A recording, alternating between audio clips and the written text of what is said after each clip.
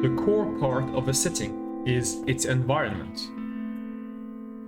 The atmosphere of the environment is its core part.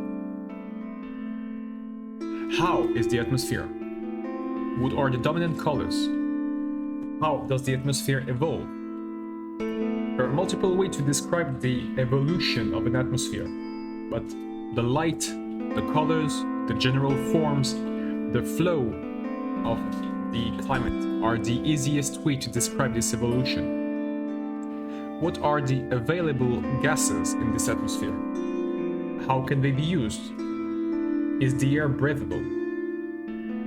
And finally, if the atmosphere has a specific property, display them. If it is particularly acidic or alkaline, if it is corrosive or even toxic.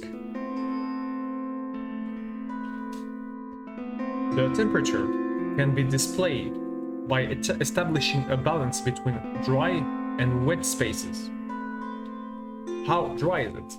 How wet is it? How many zones are there in this world? What are the variations between these zones? What's the relationship between temperature, climate, and weather?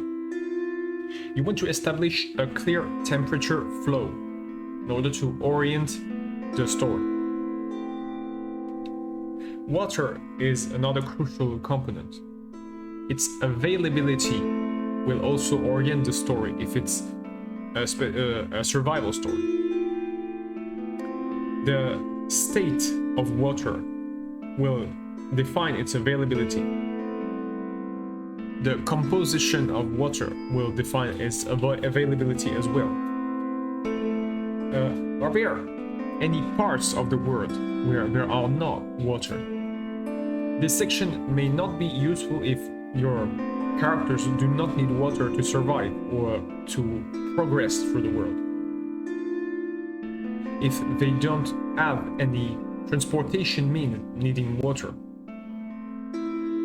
The presence of land masses and the balance between land and sea may be useful though, even if your character do not need water in itself.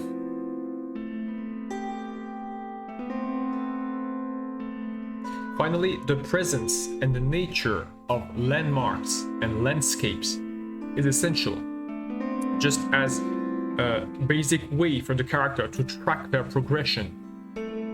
How are the landscapes? Which kinds of landscapes can be found on this world?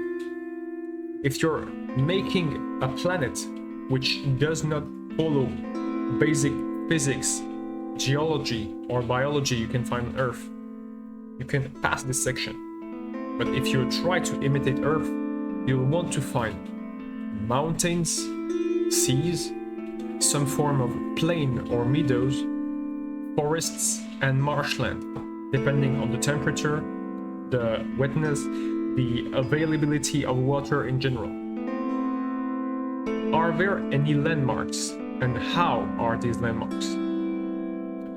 Landmarks can be seen as proof of civilization, either existing or about to be. If landmarks were built, it's especially important. You also want to make use of elevation in order to create depth in your geography.